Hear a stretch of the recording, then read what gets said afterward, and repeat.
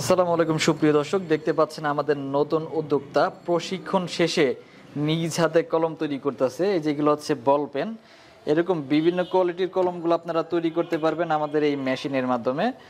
এবং এই যে দেখেন কলমের কাজগুলো কত সহজে কাজ করা যায় এই মেশিন দিয়ে। এরকম বিভিন্ন কোয়ালিটির আপনারা কলম বানাইতে পারবেন, পিন পয়েন্ট, হাই স্কুল, পেন্সিলিক, চোকো চোকো, এবং নিজের নামে ব্র্যান্ডিংও করতে পারবেন। এই যে দেখতে পাচ্ছেন এগুলো সব আমাদের নামে ব্র্যান্ডিং করা, এবং আরও অন্য নামেও আছে।